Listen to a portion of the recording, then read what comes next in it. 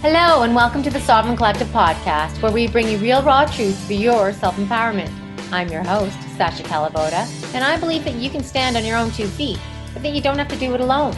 I love learning from people who continually strive to raise the bar, to go against mainstream thinking, and who dare to question the general consensus. People who risk being ridiculed or even risk the loss of their professional status as they bravely question the common narratives and challenge the rest of us to expand our minds and to reconsider what we think we already know. Join me in learning how to take control of your health and your mind so that you can have the energy to think more clearly and the confidence to step up and take responsibility for all aspects of your life. We promise to never censor here because I believe you are strong enough to hear the real, raw truth to make up your own mind. If you like what you find here at the Sovereign Collective podcast, then please share with your friends and family. I so appreciate you. Thank you for tuning in. And now, on to the show. Hi, y'all. This is Sasha here for 2 quick announcements before we get on to our interview for today. First of all, if you are looking for quality supplements, quality tonic herbs, some specialty food items, and you're in and around Calgary, then please go check out Lotus Herbal Health, a great family-run store that has 2 locations in Calgary. You can find them at lotusherbalhealth.ca to find out where their locations are, or you can shop online and they will pretty much deliver anywhere. So quality supplements, tonic herbs, great staff. Check out lotusherbalhealth.ca. Secondly, I want to announce the relaunch of my program called Your Conscious Pregnancy and Parenting Guide, which consists of experts in their fields around the world on consciousness and parenting and education and nutrition and dentistry and homeopathy and more. This is a program I created after my son was born about 10 years ago, a little bit more than that. And I am now very concerned after the events of 2020 for our future generations. And I believe the time is now for conscious parenting and for conscious parents to rise up and to take back our pregnancies and our births and our parenting and the resilience of our children and of future generations. The time is now. We change the course of history by changing the course of our future generations. And we do that by consciously raising them, consciously birthing them, consciously conceiving them, feeding them good food, and taking back the responsibility of raising healthy, well-adjusted, robust people. Resilience. It's time to build resilience. So please go check out sovereigncollective.org/get the guide, and you will be able to check out all of the amazing material in there. It's time for us to understand how our worldviews are formed, how our self-views are formed, and how to impact that and how that impacts the society on a whole. So check it out, sovereigncollective.org/get the guide. And now on to the show. Hey everyone, Sasha here for another interview for the Sovereign Collective podcast. And I have the infamous Amandha Vollmer again today. She's been on the podcast a couple times before, number 30, and I can't remember which one before. But if you want to know about all her credentials and all her trainings and everything, go look at the past podcasts or go look at yummy.doctor, her site, which is a plethora of amazing information. She is trained in naturopathic medicine and a bunch of other stuff. She's got an amazing store, yumnaturals.store, and where she makes all sorts of amazing things. But one of the main reasons why I love interviewing Amandha is because of these traits that she has all together. So not only is she intelligent, she brings wisdom and courage and common sense and critical thinking all in one basket. And you know what? That really stands out these days because there's not a lot of that. Not a lot of people displaying all those traits all in one place. And these days, we need to be practicing a little more discernment and, learn from our mistakes and be willing to grow and be willing to change our minds in a world that's constantly throwing all this stuff at us, because to stay static, it doesn't make any sense, right? It doesn't make sense that we know new things. There's different things coming at us. We have to learn how to change our mind and think differently and learn different things and be willing to do that. So Amandha, amazing to have you again. I know I was saying I didn't know which way to go with you today because there's so many. You can talk about gardening, homeopathy, nutrition, detox, genocidal state of the world, things like that. So we're going to go with some tools for everyone, because I think in a world where we're increasingly poisoned and faced with toxins, where we have increasingly petering out digestion and poor nutrition, we have a real great shitstorm really of an abundance of toxins in our body and ill health. And so Amanda's a real master at teaching us about detoxification and liver health and some critical nutrients that are required for that not everybody talks about. So we are going to go down that route. We're also going to talk about the state of suppression that we are in terms of our symptoms and emotions and things like that, and what that also means for us when we continue to do that. So Amanda, thanks so much for being here. Take it away in any which way you want. Go. Thank you, Sasha. Thank you. It's I'd also add pattern recognition as a trait that's important these days, because when the abuse keeps happening in similar cycles, it's helpful to say, hey, wait a minute. Yeah. It looks like they're doing this again, maybe a different color pattern, but it is helpful to see, to have pattern recognition and see what's being done.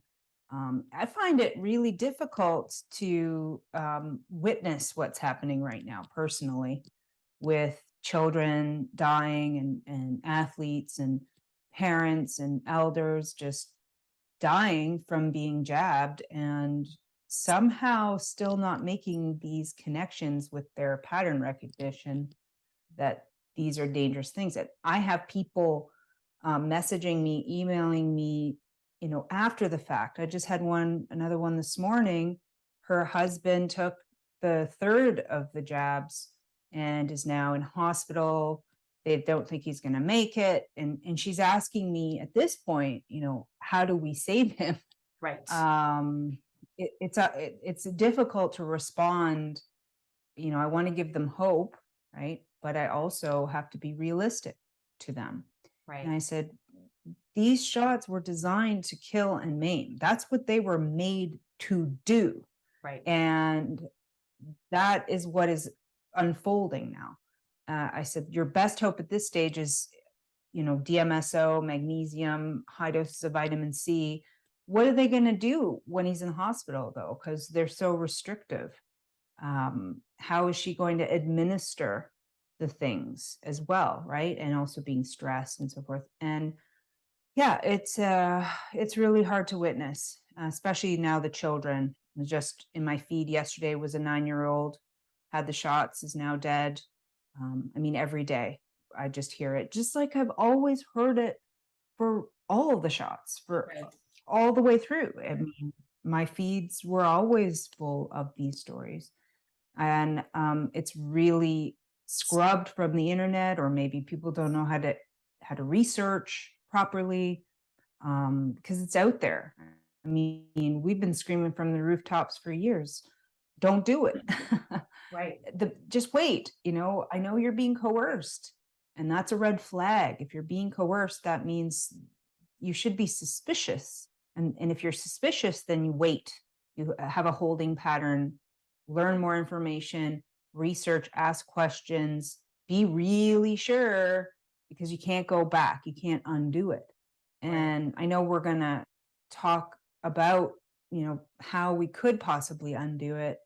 But I can tell you, I went to a county fair. It was the first time in 2+ years where it almost felt normal.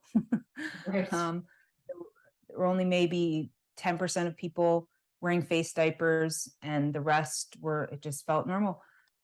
However, after the 2 days, it was a 2-day fair, for a couple days after that, I had this weird sensation in my body of sharp shooting pain through most of my joints, and it would move around my body.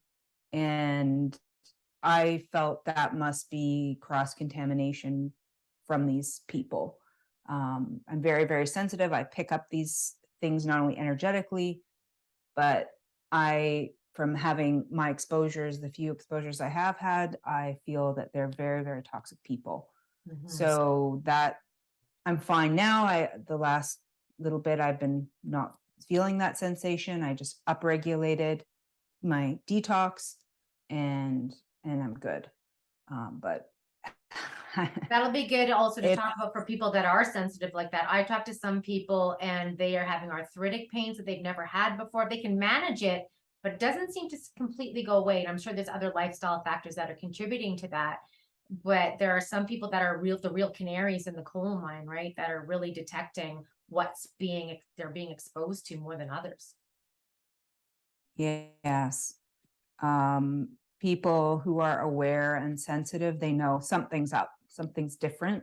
And it's hard because I don't want to bring fear into it. I just want to bring awareness Right. and caution and tempered knowledge and wisdom to how we can behave now. But the whole time we warned and we said and we had to watch it happen in front of us, and now we have to watch seems the deaths happen and the ignorance continue, and it's quite frustrating. I've had to wrestle with my feelings on everything, and I've gone through different emotional states where I'm upset or then I'm angry, and I had to go through all of these things and just then surrender and help where I can. But I mean, I'm human too, and it's hard. It's very difficult to see it, especially here in Canada, because we're so compliant. We've been so compliant all along.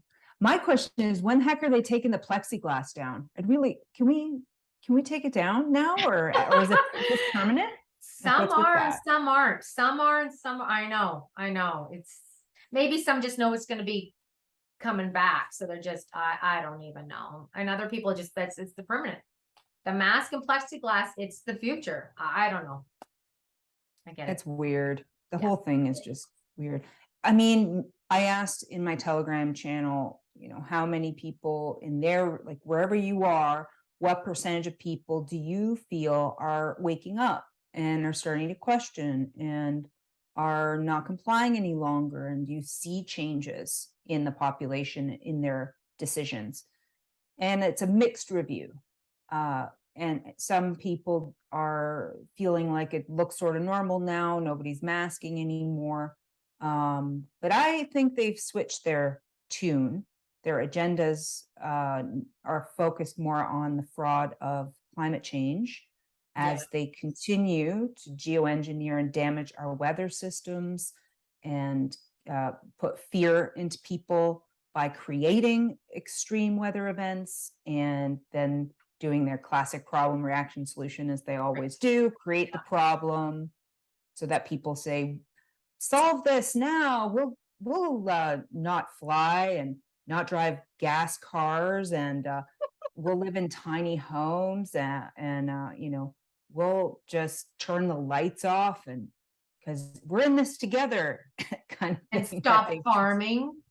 Yes, and Okay. stop the nitrogen, and it's bad. This is, I think, what they're doing with the climate change hoax is worse in a way than what they did with the COVID hoax, because the food now is going Right.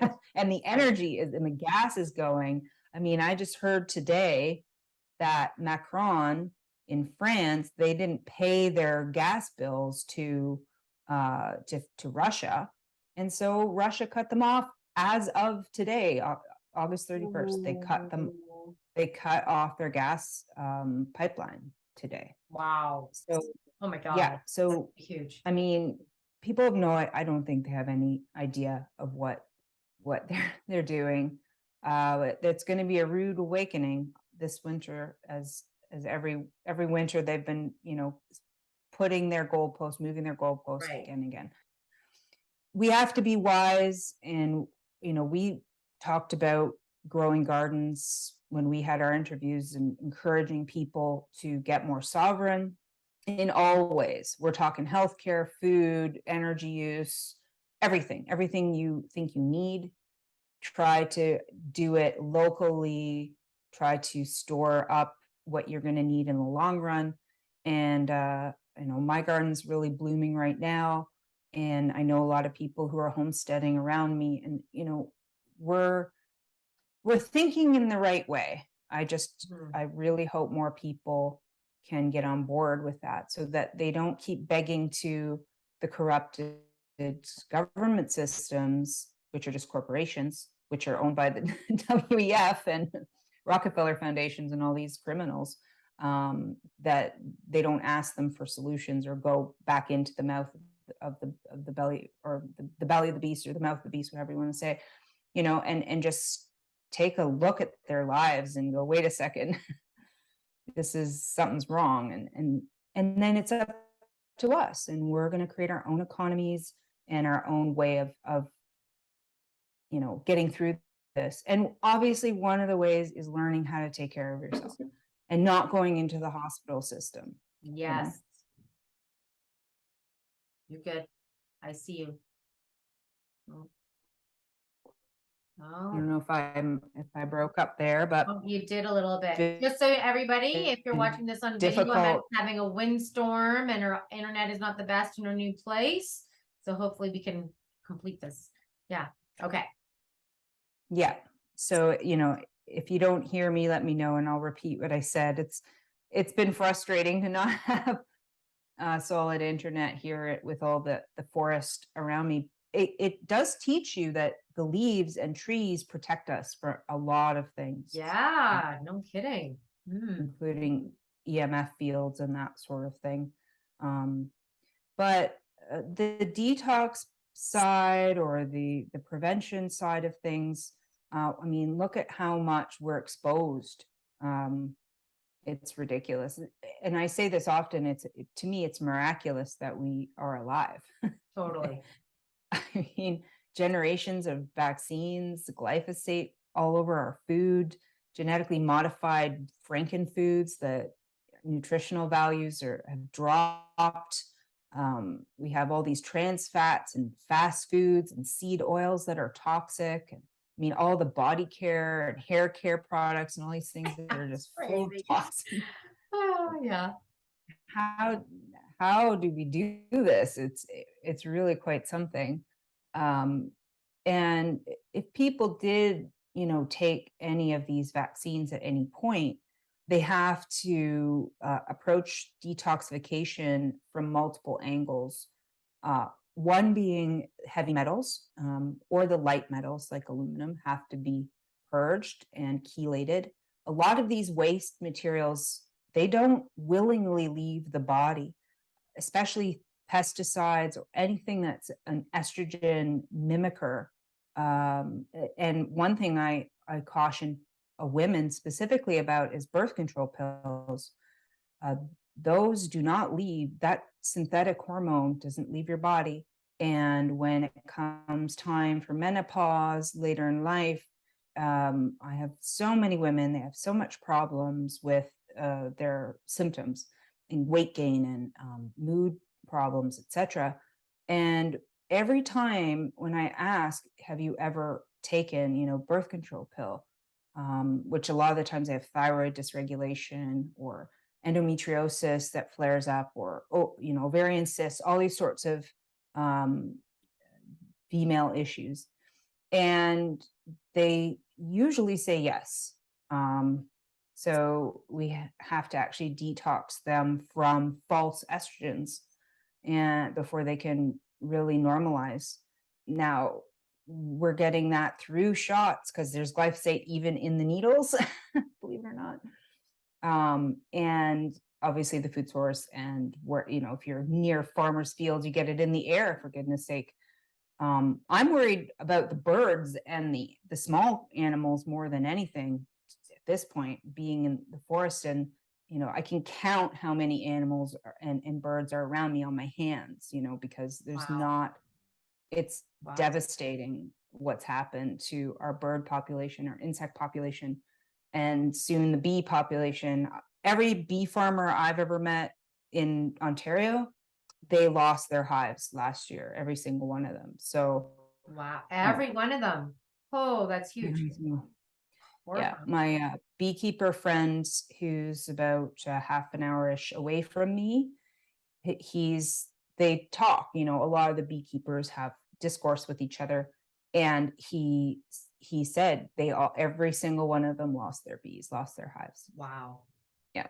And a lot of it was due to snap cold weather. and some was due to like just a sudden colony collapse from the queen dying.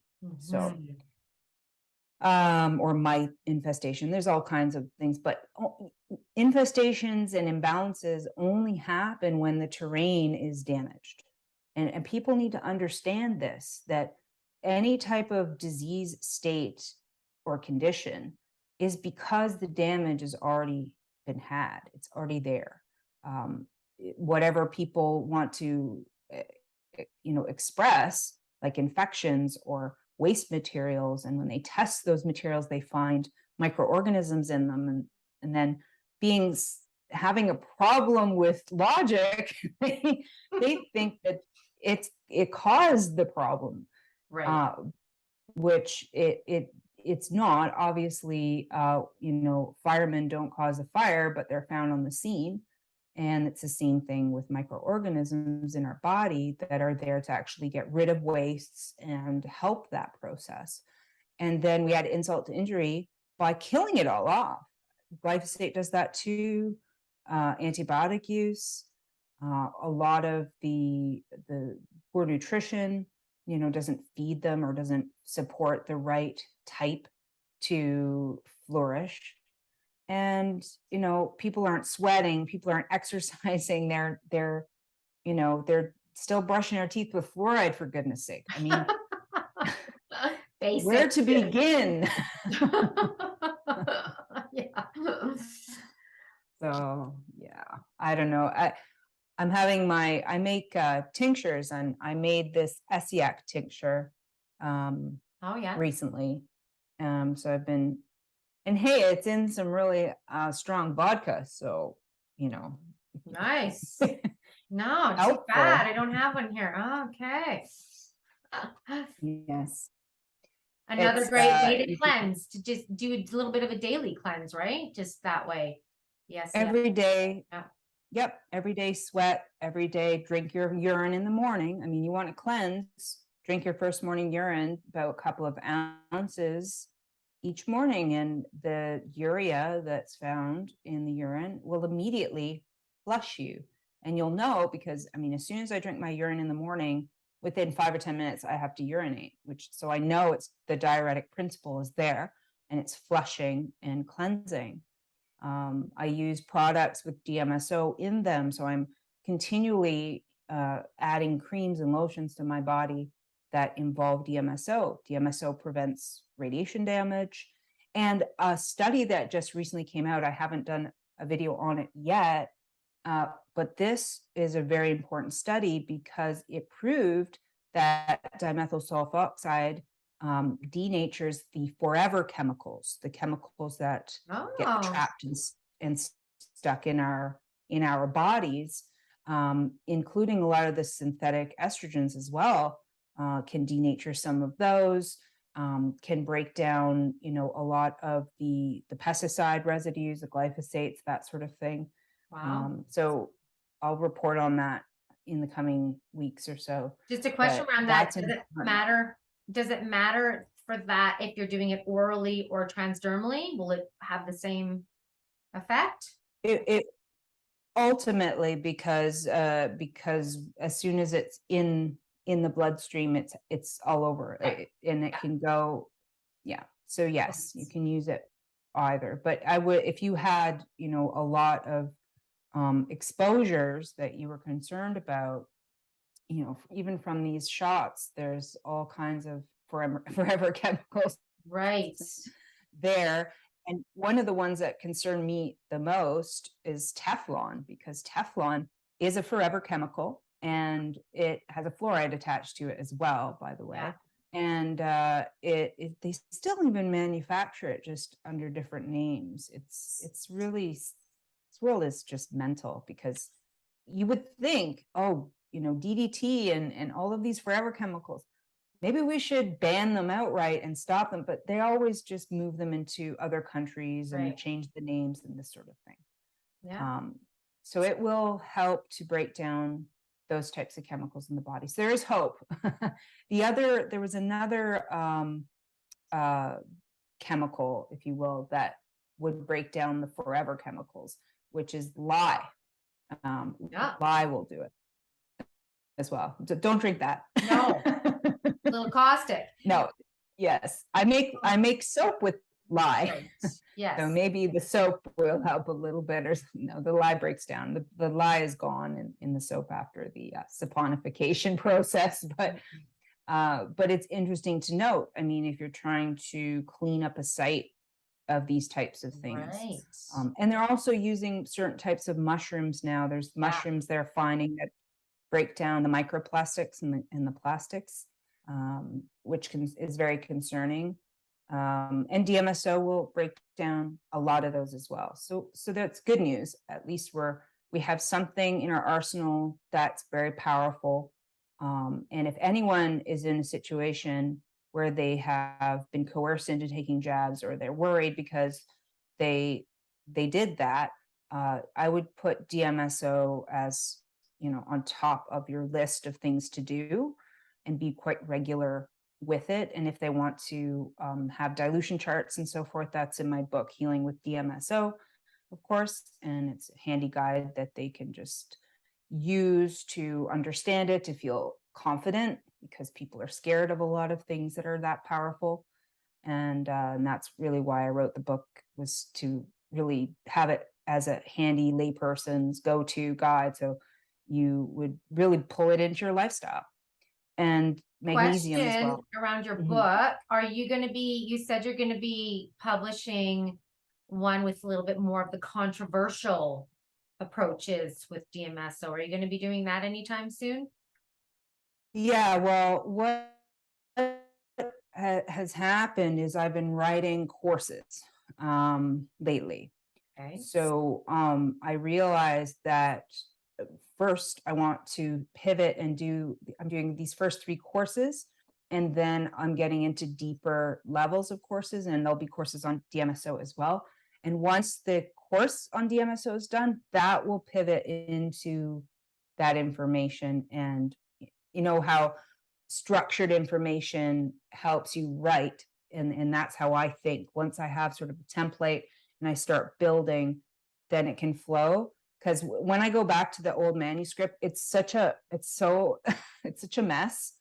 I thought it'd be easy just to go in and pick out what they cut and put it together. And it's not, because the way it was done was piece here and a piece there and that sort of thing. So it's like rewriting it all over again. Oh, basically. wow. Okay. So I might as well create the course, which is going to have all of those things in it anyway. Like actually had a woman today email me, and she has been using DMSO in a cotton ball and inserting it vaginally overnight, every night. Oh, wow. Because she had ridiculous levels of menstrual cramping, inflammatory pain, bloating, all kinds of issues, and leading also to, more of nausea and this sort of thing. And she said it not only cleared all that up, but it actually repaired her pelvic drop from giving birth. Wow. It's actually tightened everything. Oh my goodness. Amazing. That was cool to hear. Totally. I'm going to ask her more questions to clarify her methods. If she's using pure, 99% DMSO, or is she diluting? She didn't clarify that, so I'll get that information. Right. And she's instructing her daughters now to also do that as well. But she's very excited about that and had to share it. No kidding. It's very powerful. Totally. Yeah.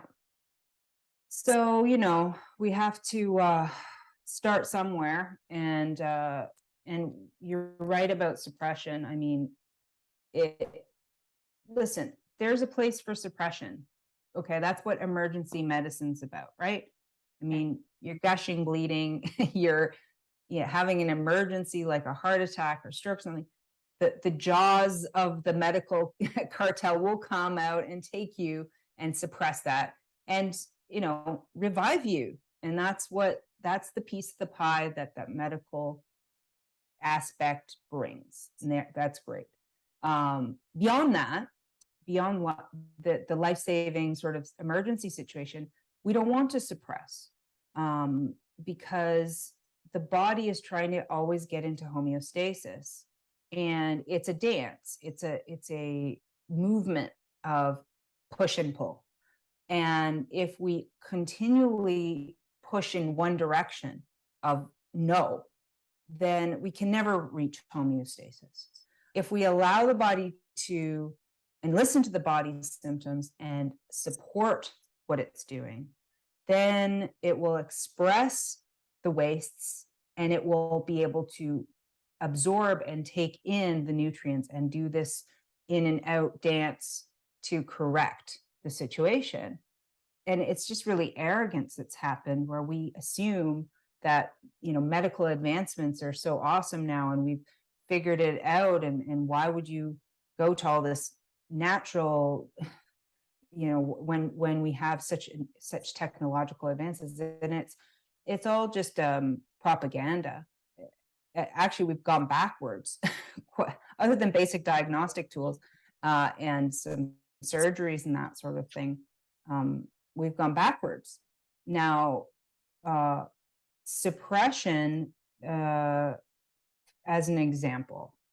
So I see this time and time again. Okay. Well, first of all, with cancers, at least half of cancers, and generally we're talking endocrine-based cancers like breast cancers or uterine cancers, these sorts of things. Leukemia is a little bit different, but these sorts of disease states, their expressions and the tumor formation is actually the healing portion. It doesn't even develop the mass until it's in the actual healing phase. When you start to notice those overt symptoms, the system wants to say, we're going to say no, we're going to push that down or cut it out. And when we break the mechanism that the body is using to actually heal and rebalance, when we don't understand why it would do that, when we assume that it's doing something wrong, rather than realizing it's saving the life and it's assisting and it's supportive and the growth is actually a correction, then when we damage that, it's almost impossible to completely heal from it. And because 50% of these cancers are actually false diagnoses, when you have someone who's been falsely diagnosed with a tumor, and then they go in and they do this heroic medicine dance, well, guess what? Those are the people that are going to mostly survive the onslaught of chemicals and cutting and chaos that it brings, suppression. And that beefs up their statistics that says, oh, look, see, at least 50%, there's good odds, 50% survive our treatments, but they've skewed the statistics with people who actually never had that disease state in the first place. So it's just one lie after another. Mm-hmm. And I've seen this so many times where it's shrunk and, oh, they're so happy and they're in remission, quote unquote, and what amazing doctors. And you see this sort of stars in the eyes sort of thing. And I watch, if they're on Facebook or something, I'm just watching that profile quite closely, because they're not going to survive much longer. Usually between 2 and 5 years, it's over, or it's back. And that's the best case scenario. Yeah, exactly. Pops up somewhere else. Oh, it metastasized, it moved, right. Mm-hmm. It's just the mechanism rebounding, going, hey, you dummy, we were doing something, we finally got back on track, and now you think it's bad. Okay, and now you're going to do it again. Right. And that usually leads to termination of life. But when you allow it to clear, to push out the materials, to drain, to dissolve, to digest or metabolize, when you fix the real issue, which is the metabolism, which is the pH, which is the electricity of the body, when you make those corrections, it will do it. It will take care of that all by itself. But suppression is death in those cases. Every one I've ever come across that does it. And those who continue to work on corrections, even if they're still living with tumors, even if they still have quote unquote cancer, you can live with cancer, you can actually live and you still have the diagnosis. And people don't understand that. I have a client, I don't know how many years now, I'd have to look back at the records, maybe 6 years or something, kidney tumor. Okay. And told was aggressive, said that they can't save the kidney, they'll have to take it. And then there's chemo, radiation, and the whole sad story. And she said, no, I'm elder. I'm in my 60s. I'm going to either do this naturally or I'll go, that's my time. And that's where she was resolved with, and came and see me. And we ran her through a few different layers of protocols of corrections that she had going on.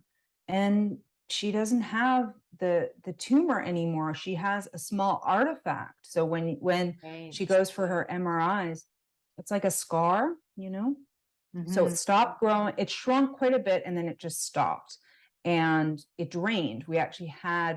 She felt it inside her drain, which must be a Wow. very interesting sensation. She felt that process, so she was worried that they were still finding an image, right? I said, So don't did worry you about go that. from also the Germany medicine perspective of looking at what their conflict shocked and what resolution from an emotional perspective needed to occur as well? Or was that part of the Well, protocol? what I find interesting about the process is if you question correctly and you allow the patient the time and the respect to reflect on their lives and to even document how they think they got to that place, they will identify it a lot of the times themselves. And when they do that, the practitioner can just reframe it or present it to them so they can really see it. And to me, that's usually enough for them, just the knowledge that, oh, I've been strung out for 25 years. My adrenals have had me on, high cortisol for that long. And no wonder I don't digest food properly when I'm, not able to get in rest and digest. And no wonder I feel sad because my hormones are out of balance or these sorts of things, right? And it's body mind, so it's always going to deal with both aspects, and that's just my experience. I haven't needed to go into just that. Like I've had people have cathartic expressions emotionally where they feel better and they have answers. Sure. But I mean, I'm not trained in that modality, which is quite a powerful modality when done correctly. But the emotional aspects always seem to come out no matter what. Yes. Makes sense. You just honor the whole process and it just naturally unfolds, I guess. Right? Yeah. Well, you're letting them express their story and what they think happened, right? And because I was taught in naturopathic college, always believe your patient. Whatever they tell you, believe them, no matter what, because it's validating, obviously, for them. They might be incorrect on diagnosis stuff. That didn't come from them. That came from a story told by a doctor. That's different. Right. But really listen, to what they're saying. And if you're not sure, then you can peer in more and ask a more direct question. Well, tell me, okay, wait a second, tell me more about that. And you get them into that place where they're reflecting and they're figuring it out. And it's very empowering when you allow that space for them to actually go through that with active listening. And then they make the dot connections and they make those decisions to accept the protocol or, change their lifestyle. And it's on them. It's nobody else told them to do it. There's no one to blame later, nothing like this. Right. So, but it's just interesting that I tell people it's better to live with the disease state or whatever you think you have or told that you've had than to suppress it. and think it went away, because that's just magic. It's a magic show, and it's not reality, and it's not the lesson. You're losing the lesson of why you were shown such an imbalance in yourself. What got you to now? It certainly wasn't someone else's fault necessarily, meaning you were in those situations, or you made decisions, and now you're here, and you're going to look at it and you're going to, okay, I own that. I'm going to own that. And I'm going to now make new decisions. I watched something the other day. We're talking about habits, and how they were saying, oh, here's like Los Angeles, and here's some other place, there's an airplane flying, right? And just say you took an angle of 3 degrees off the airplane, just 3 little degrees, which could be one little new habit decision, and you're in Singapore or something by the time you're right. So the trajectory of that tiny change is actually quite massive in the long term. Right. And we have to make decisions over those little habits every single day, what's serving us and what's not. And sometimes you want to be in the suffering, or feel that pain, or feel that, feel genuinely what you're going through, not to wallow in it, but just to allow the whole process. Right. The grieving and the, or if it's fear or whatever the emotion is, and then shift it from there. So, it's the emotional part is very powerful, and really you could say it's everything. Pretty necessary. I mean, that's the thing, and not suppressing the emotions. We just medicate these emotions away. I'm anxious, I'm depressed, I'm whatever, I'm lonely, I'm going to stuff it with whatever junk, or I'm going to buy or eat, or something. Like, we just suppress all these feelings and emotions on top of physical symptoms, right? Like, I think that feeling of that emotion is such an important key to feel it fully and then release it, right? Or even our kids, like, we teach them right when they're young. Oh, don't cry. Oh, it's okay. It'll be fine, right? Yeah. Out of wanting to support them and want what's best for them, without even realizing how we teach them to suppress right from the beginning. Yes, we do. Yeah. Or the one that really irks me is when you see a child who's upset, and the parents go, oh, you're okay. Right. You're okay. I find that extremely disrespectful and arrogant to say that to your own child. That's a bad habit that we need to break. These are new, humans who are learning and navigating and trying to understand their world. And you telling them that you're okay, and it's just so dismissive. How about, I know I hear you, and I see that you're going through something right now, and I want you to know that I'm here for you when you're ready. And if you need a hug, I'm also here for you. As long as they feel that there's a safe place for them to put their feelings or to talk about it, you don't have to put yourself on them and say, don't do it and stop. Just say, I'm here. I'm right here. Right. And I'm going to sit with you. That's okay until you're through it or whatever. And I often tell my daughter, you aren't the emotion.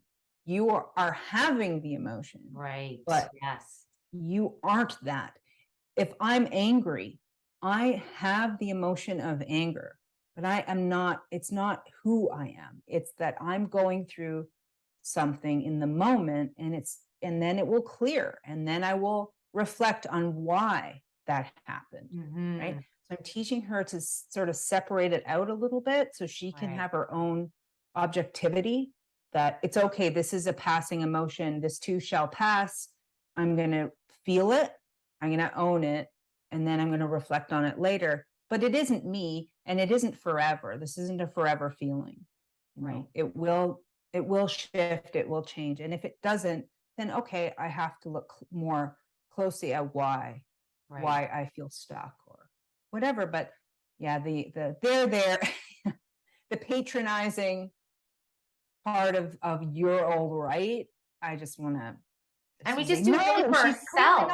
Right?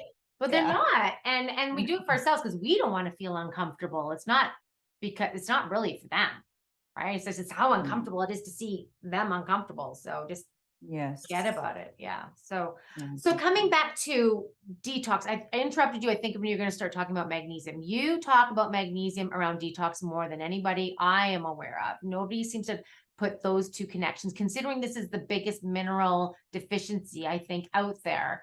That's a really big deal, not only for all the other things that magnesium is necessary for, but for your liver's capacity to detoxify. So can you go into magnesium and then other micronutrients that you feel that people might be missing that they should pay attention to properly be able to do what their body is naturally able to do?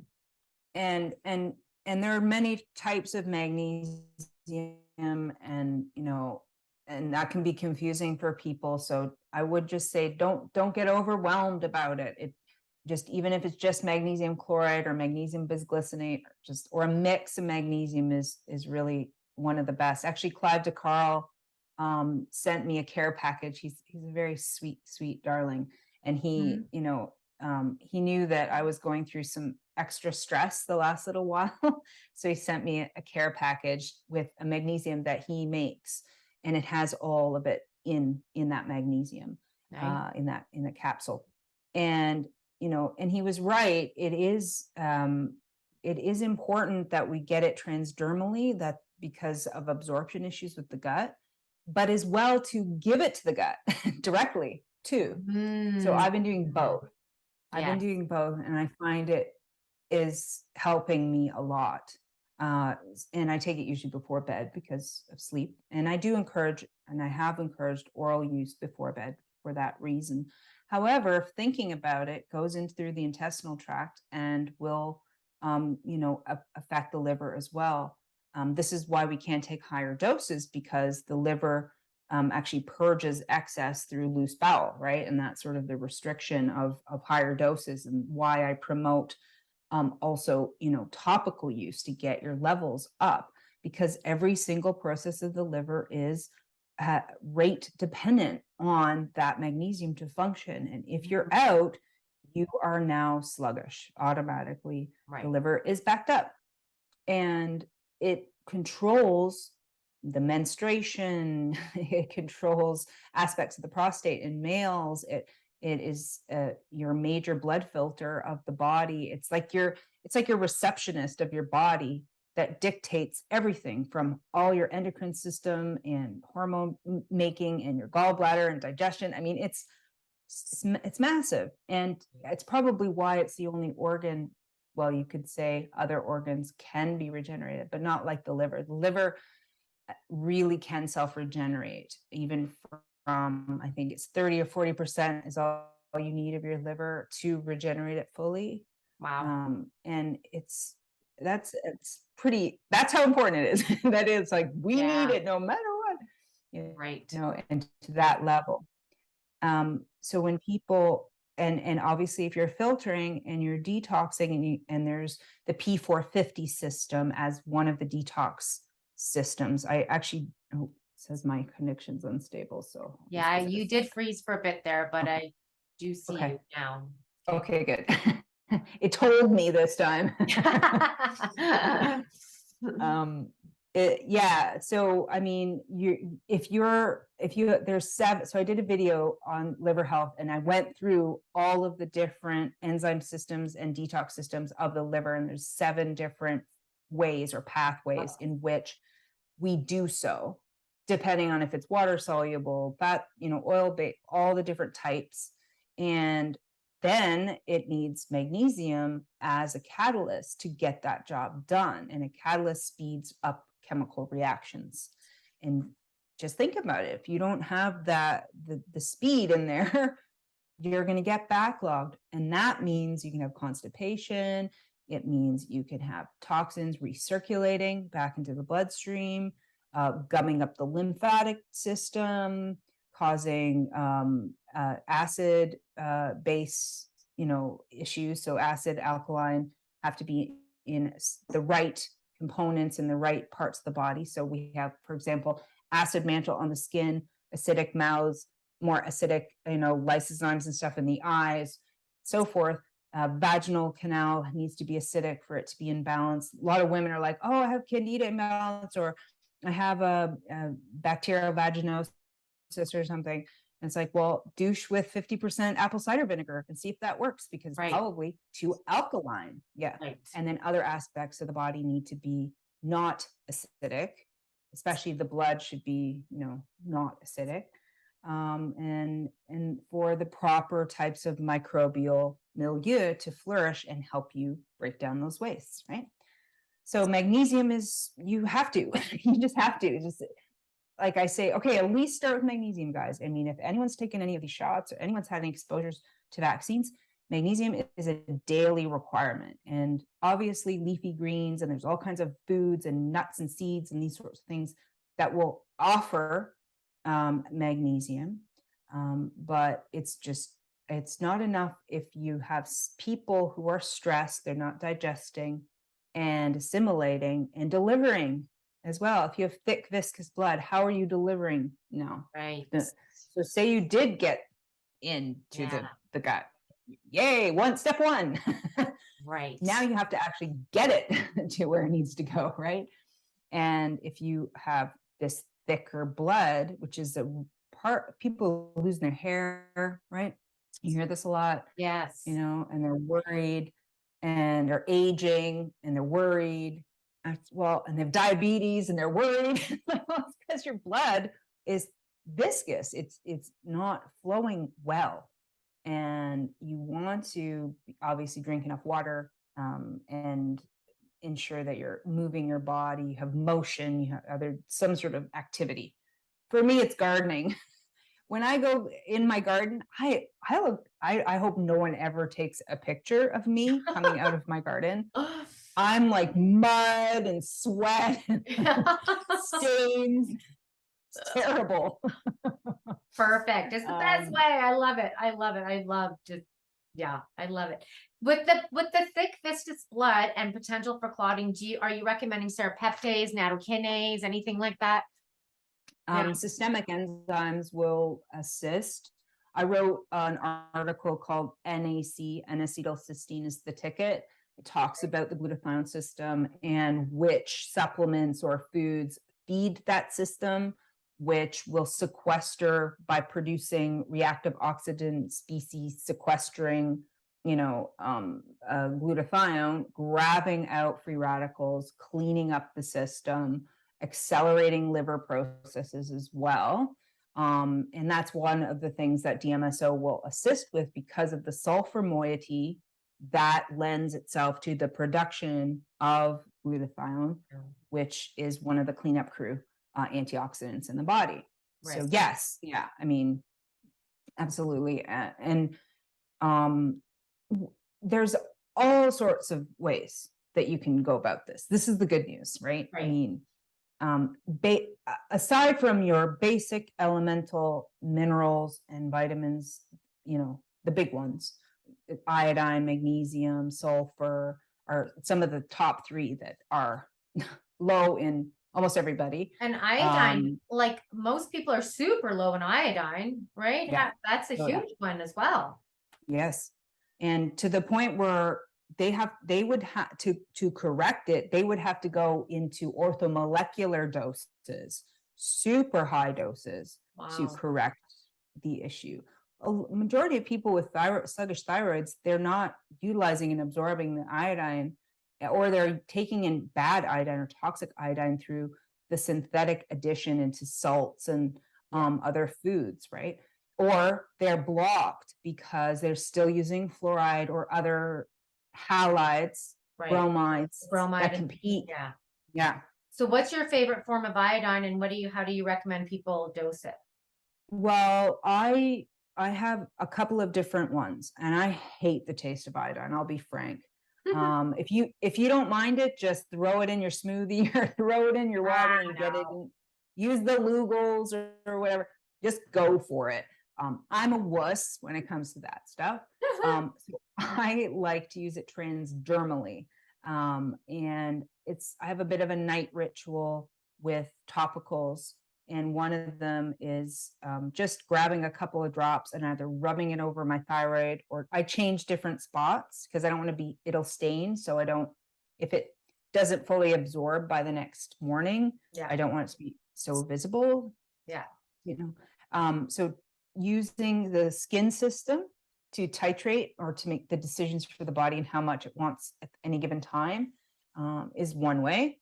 I sell a iodine product by Biotics Research that I find quite palpable or palatable rather, that I put in my water, and I don't taste a thing. So I do high doses internally with the one that doesn't taste like.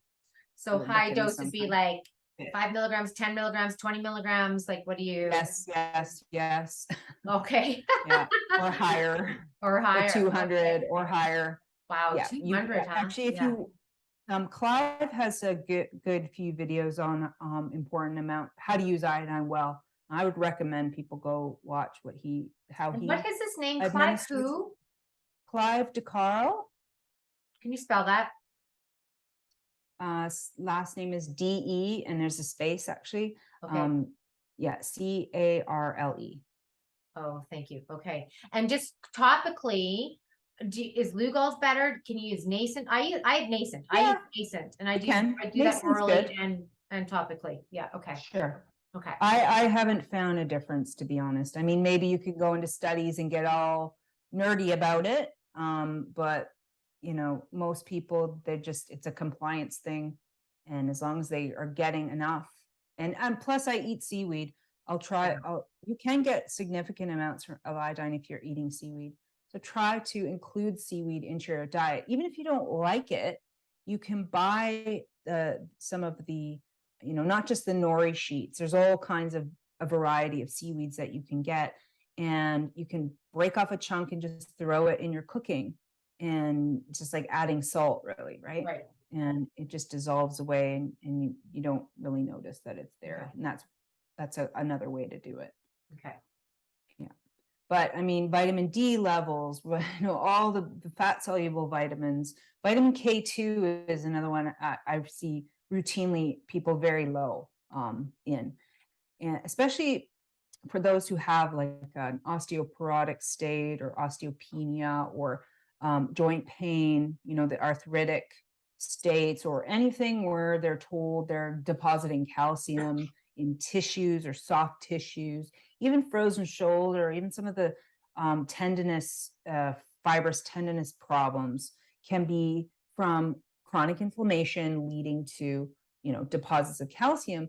But it can often be a clue that they're not metabolizing their calcium properly, and you need vitamin K2 to shuttle the calcium back into the bone. And the bone is always breaking itself down and rebuilding it. It's constantly osteoblast, osteoclast, over, and there's other helpers that are involved, right? And so that's one supplement I don't think I've ever prescribed, except for one vegan, I think, long ago, is calcium. There's no real point to taking it. You can get way more from your food than you'll ever need, and the body recycles it. And you really need more silica actually than calcium. And there's a type of silica called OSA, and that is the matrix can be used to rebuild tissues more than any type of calcium can. And the funny thing is, that's like one of the biggest supplements that the medical establishment pushes, especially on women over 45 now, I think it is, or something. Yeah. And it's junk, and it hurts them, and it causes heart disease too, because it can block up the heart. It can lead to strokes. I mean, it's like chalk. It's calcium carbonate. It's chalk. Right. And I very rarely, maybe in a picky child who's not eating well, you may want to look at alternative sources, and that's not milk, that's for sure.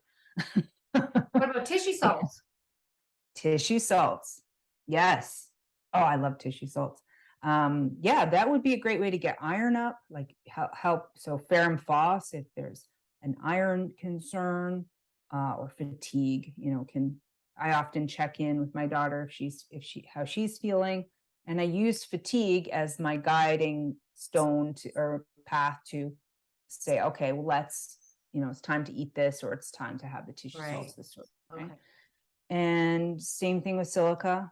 You can, silica tissue salt, or just use the melange, which is all 12 mixed together, which I like to change it up. And then you can get real geeky and learn your own astrology related to your tissue salts and be very specific about the ones you tend to be lower in. Yes. For example, one of mine is mag phos, for example. Right.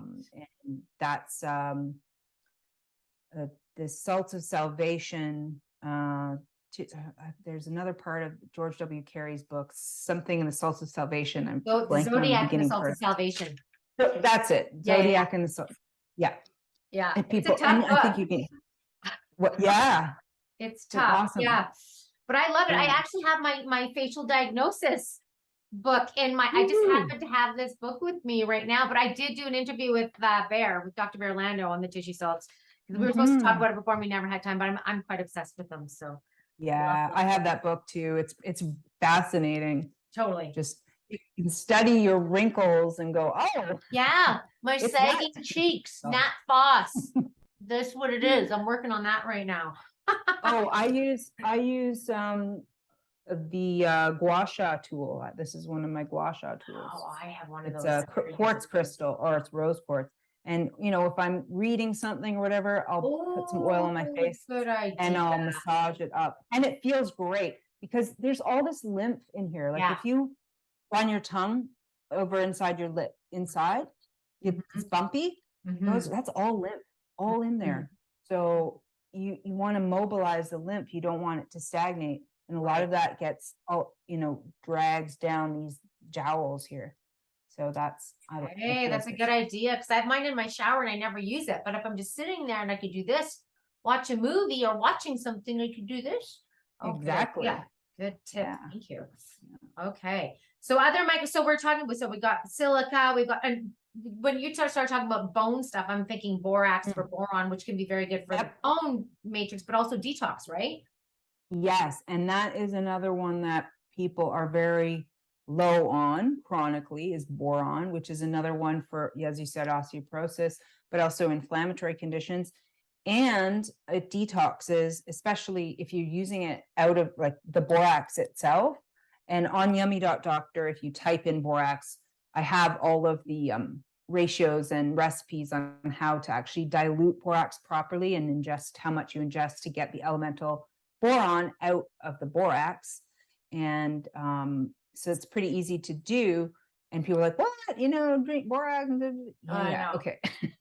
It's natural substance that's dug out of the ground. It's okay. It's going to be okay. I know it's news to a lot of people. But one of the things back at the beginning of when we were realizing they were using graphene in everything. They're putting it in our clothing. I refuse to buy synthetic clothing, by the way, now. I realized that polyester is plastic, and we're putting plastic on our bodies, and then they're breaking down to microplastics, and then we're absorbing it through our skin, and we're just poisoning ourselves wearing polyester.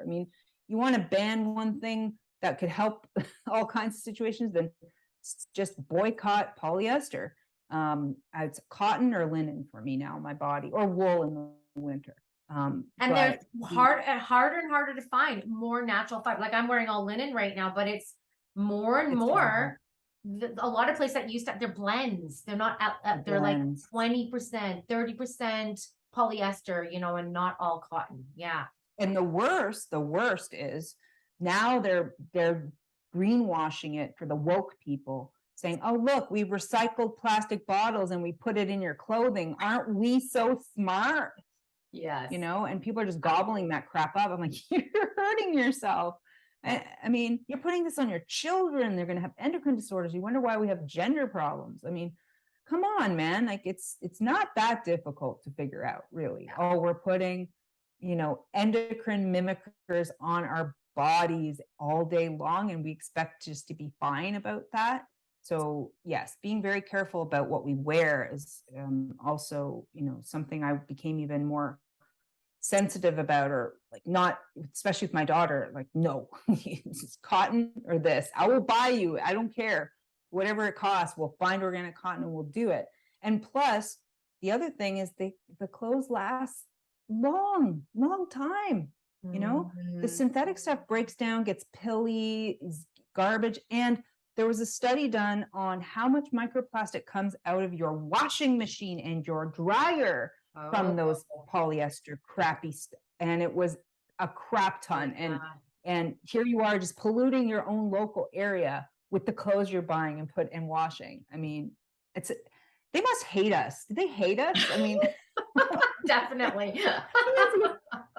Do to them that they hate us so much, Yeah. Oh my God. Yeah. But boron. So back to boron, though. Okay. The borax and the boron. So where I was going is that even in those clothes, there's graphene being found. So we know there's the graphene in the masks and in the shots, and now they're putting it in all these textiles. And the borax denatures the mixing graphene oxide mess.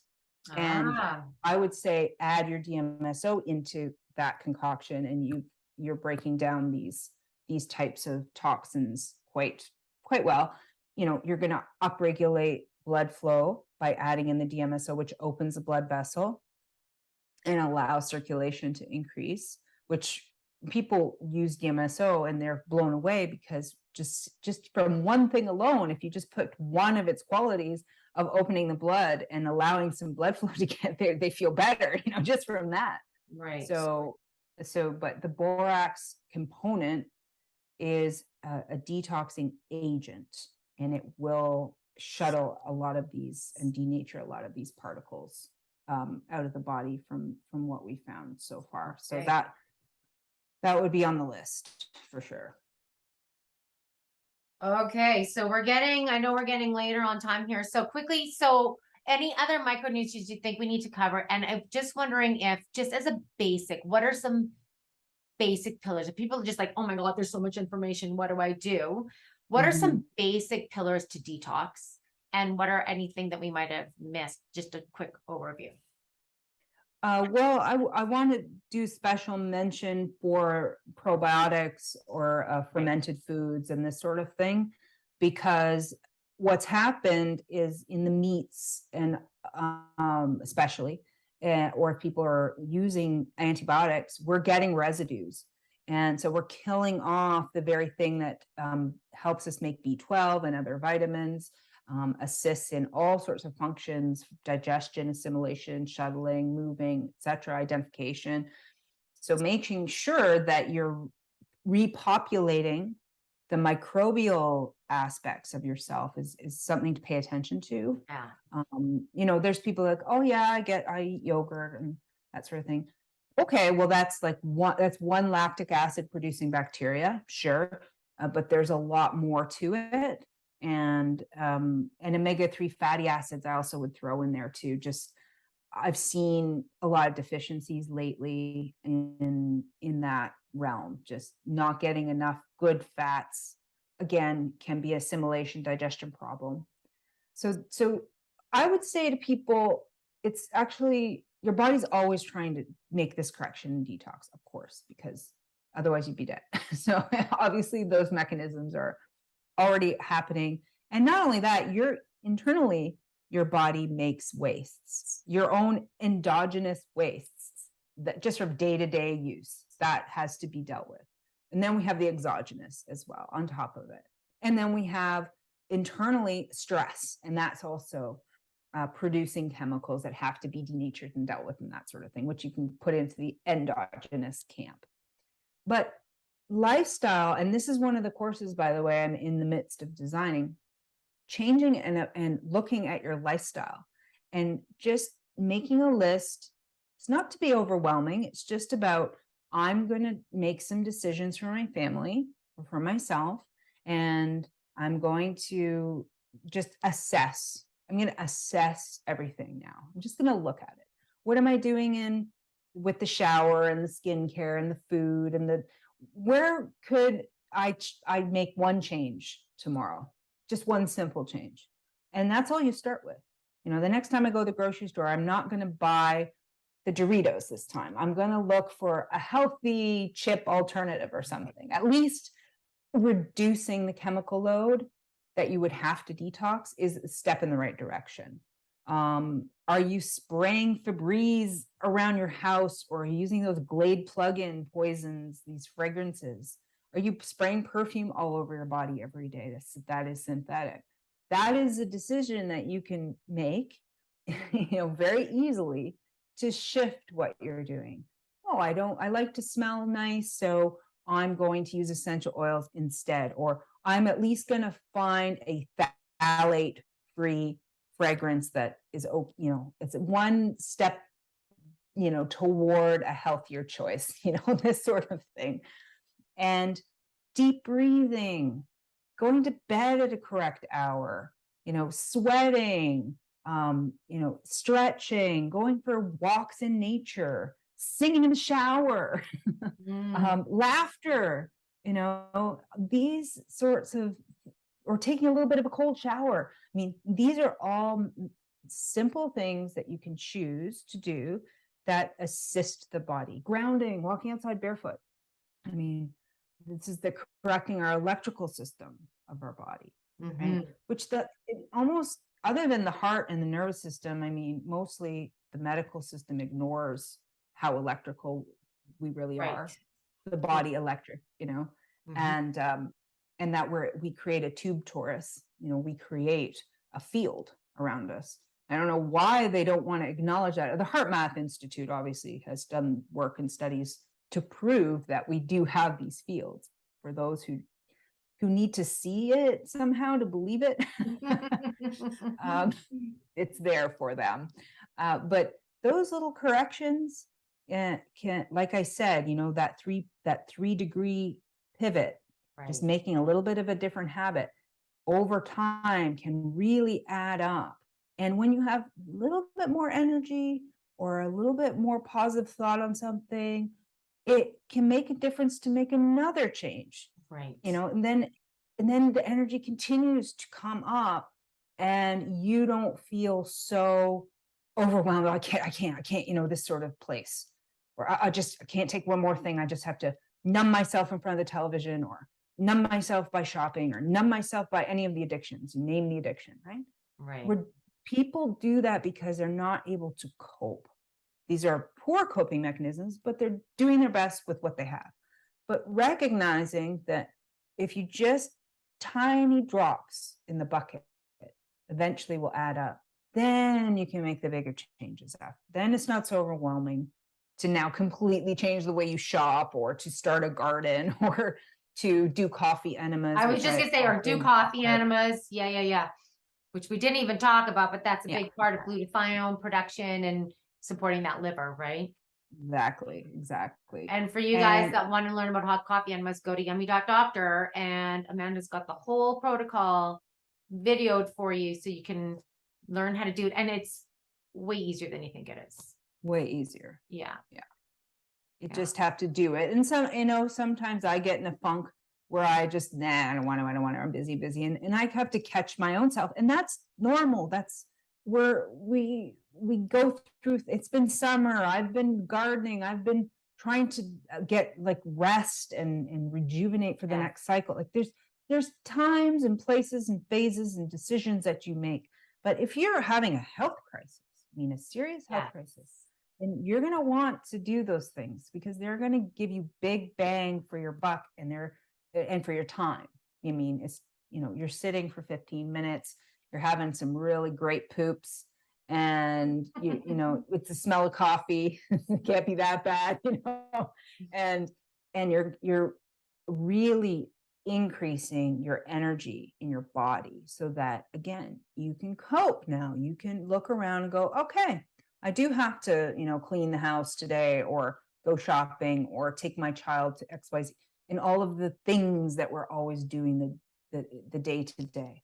And then that can become more joyous, rather than feeling always like a burden and heaviness about your day. And all it takes are making some of those shifts. And I think we'll get there with the knowledge. It's been challenging. My YouTube channel, my third one, was axed, and it was, I didn't have it in me to fight back. I mean, I think they know that when they keep doing this to us, they keep deleting our channels and our pages and our social media stuff, that eventually, after the umpteenth million deletion, you feel like, why bother? And I know they bank on it, but now I'm rethinking, do I really want to put more of my energy into YouTube? Right. How about, I'm thinking, do I want to go back into any of their systems at all? Right. But I do That's the want problem, though. people The problem, the people that really need that information are on YouTube. That's I the know. secret. Like, you go to Rumble, everybody, people are finding it, but the people that really are needing that information are on those channels, unfortunately.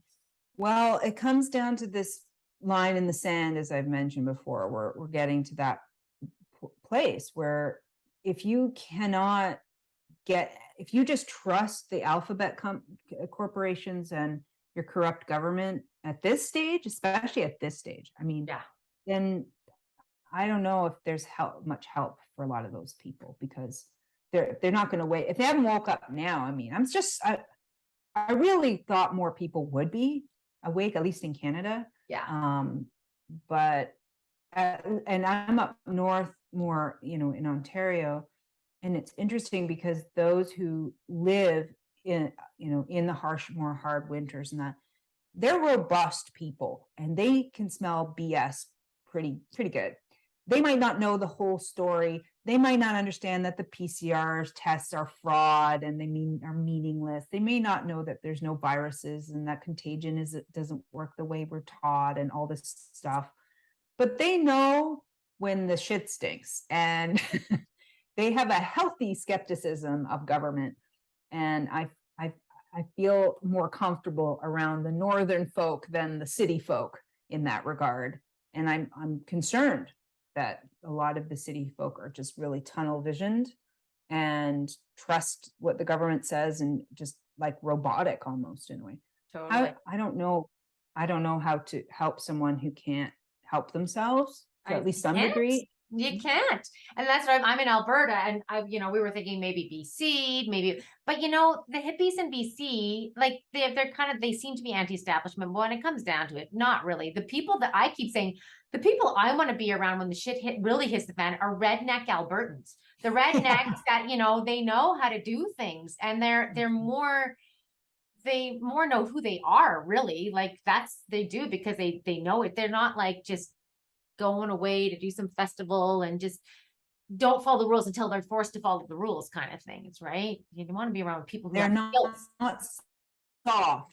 They've not gone so soft. They know how to ride a horse, they know how to shoot a gun. Yes. They know how to grow their own food, or even slaughter their own chickens and these sorts of things. Exactly. That takes grit of you.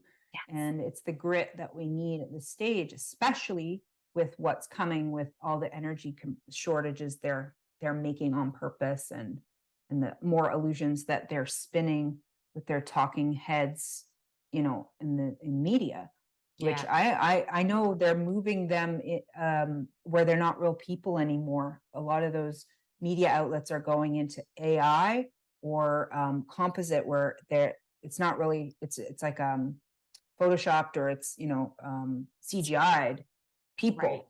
And it's not even real journalists doing it anymore. They don't even, what do they need journalists for?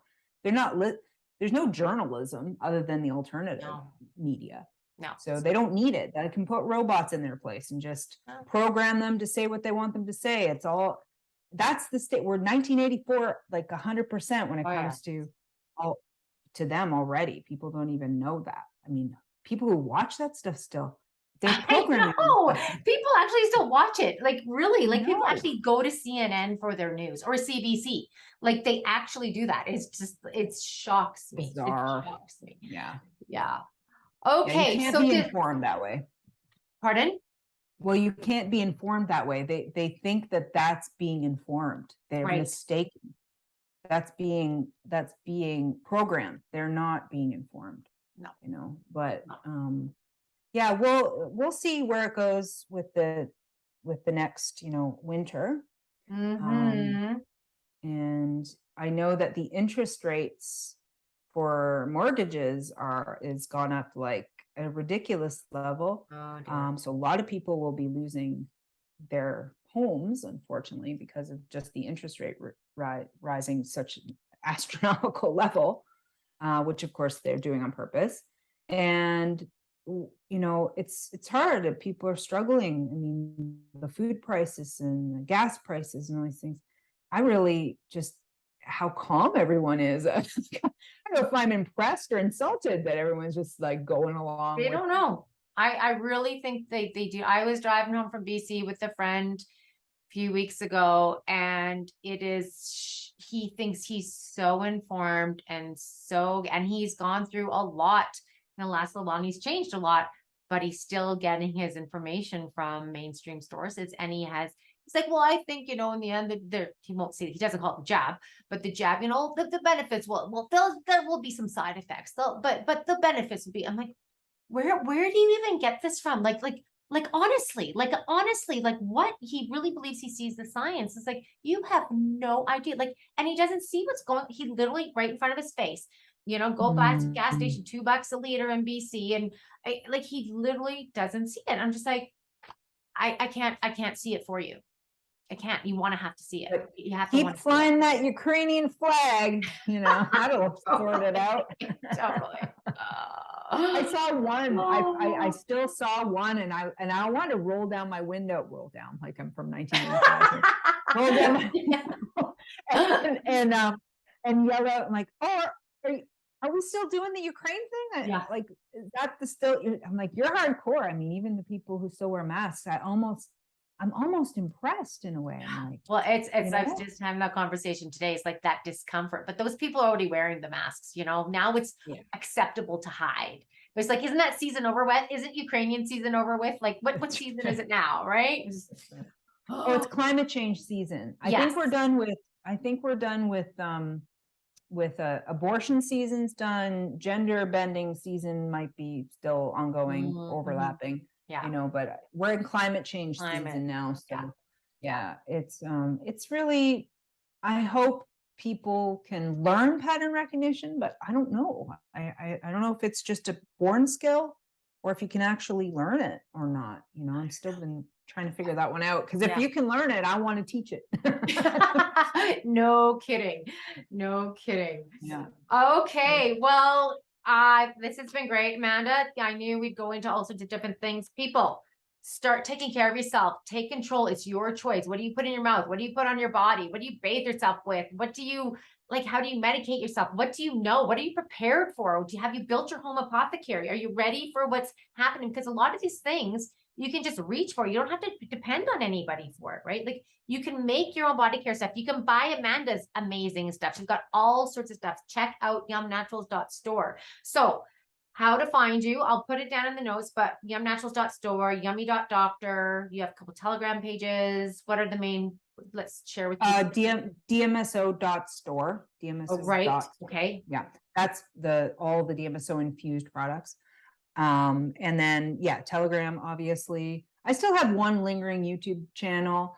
I have a new marketing team that's been helping me, which is quite nice, on Instagram. So we still are kicking around there a little bit, just being real smooth. My own page is where I put all the crazy controversial stuff and rile people up and get them all mad at me. Your own page on which? On Instagram? On Instagram, or I'm on Twitter as well. Okay. Dr. Dr_VOLL is my Twitter, which I'm so shadow banned. I just do it for fun now, I think. But yeah, those are the main three. And the next thing we're launching, which is just been put up on on healingwithdmso.com. So that's just the book, healingwithdmso.com. That's the other one. And so what we've been working on is our own blockchain sovereign coin, that Oh. we tie into a shopping club system, and all of our products will be available under the shopping club. And when you sign up for it, you get a 10% discount on all of my products, all the things we sell, the book, everything. And it also has if you want to go into it more, you can actually make money as well. So you can purchase the sovereigns, and if you purchase our products with the blockchain tech, then we give that discount. And because what we're doing is trying to move out of dollars, out of their tanking dollar into our stable coins that we use peer-to-peer, and you don't need any banks. So all of us are being deplatformed. Well, like all my friends and everyone, they're all being deplatformed, and Venmo is dropping them, PayPal's dropping them. They're all getting dumped, right? So this is their alternative. They can sell anything they want, and they can do peer-to-peer. So there's no middleman, no bank, and it's instant. You know how sometimes if you're doing like a transfer, it can take time, even a day. Not with this system. It's instant. It's totally secure. We've been working on it for a long time.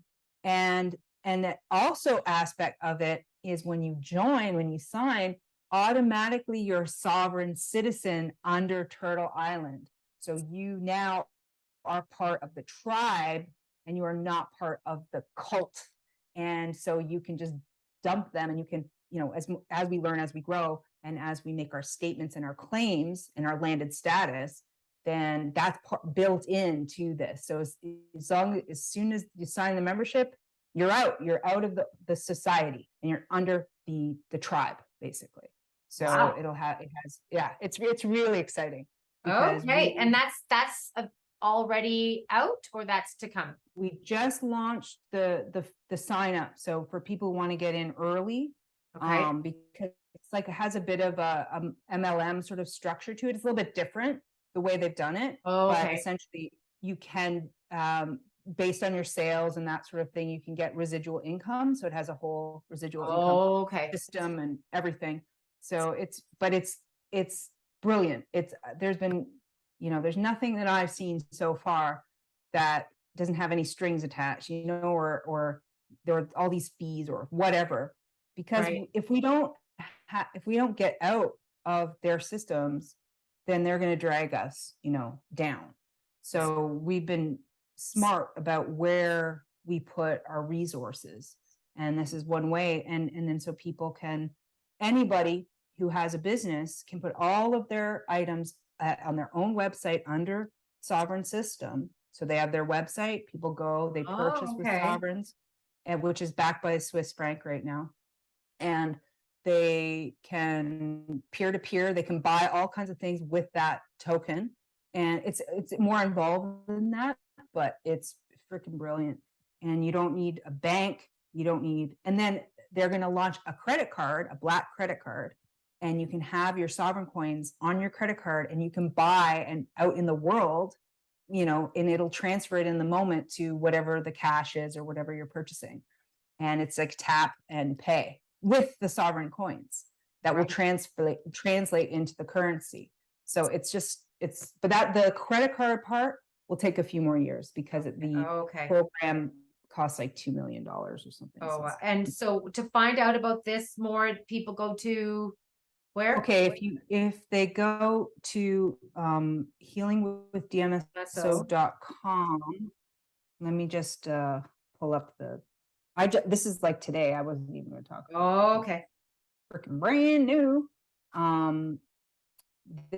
This is like it's going to be on every website eventually. Let's see, 1 second. It's so /sovereign SOVRAN -shopping -club. Okay, I will put that in the notes. Awesome. Okay, you're up to, I don't know how you have time to do all that you do, and research and talk and sell and make products. And I don't get it. I don't know how you're doing this, and garden and raise a child. Like what? Well, I have like 12 employees, so there's that. Well, thank goodness for that. Okay. Well, and Yeah, that's good. I have a And good it sounds team. like, you know, in the end, you are really one of the people that is turning this into an opportunity. Right. And I think we can all learn by that because people just like, oh, I got to do this so I can keep my job. It's like, really? That's the only option? No. No, what about the opportunity here? What about, you know, there's so much. Mhm. It's a long game, people. It's a long game. It's not about dinner tomorrow. It's the long game. So you've Oh, really yes. turn this into something amazing for yourself. And as a result, everybody you get to win if you partake in whatever be Amanda's products, information, her book. Like there's so many ways to participate. So Well, thank you. we need to build the systems, the new systems, right? I mean, so we have to actually do it. So Yes. when I realized that, you know, and I was working with my business partner who's genius, he's a genius, and he's a tech genius as well. So, you know, doing all the coding and all that. So I can't do Oh, coding. nice. He can do Yeah. coding. So Yeah. he's doing all the back end stuff and the coding and the website and stuff. I mean, I don't have time for that. So he's brilliant, and he's brought in this whole sovereign system through this group he's been working with for quite a number of years. So we're excited because, you know, we knew that there, first of all, we had a little mini crash, but the real crash is still coming, the real bottom out crash. Yeah. And so we're waiting for that right now, because once that crash happens, then we're going to start buying up Bitcoin and buying up the stuff again, right? We sold that years ago because we knew it was crashing. Right. So you have to study the markets a little bit and understand, you know, what's happening, because we're not going to be broke and poor and going into the World Economic Forum, own nothing and be happy bullshit. Right. Sorry, but not happening. Yeah. Okay. So we deserve abundance. We're going to be, you know, we can do it. We just have to be smart about it and prep. And that's what we've been doing. So that's where this is born of. Solutions. We have to be solution based. So yeah, it's great. So And thank you for what you're doing, Sasha, too. Oh, I'm not doing nearly as much as you, but this has been this has been amazing for me to get into touch with people like you and to be able to talk to you directly. So I really appreciate that and to share what you're doing. So thank you. Thank you. Okay. Well, this has been great, guys. Hope you like this. Share with everybody. Amanda is a gift. So please go follow her and learn more about what she had to share with you. And thanks, Amanda. I super appreciate your time today. Thanks.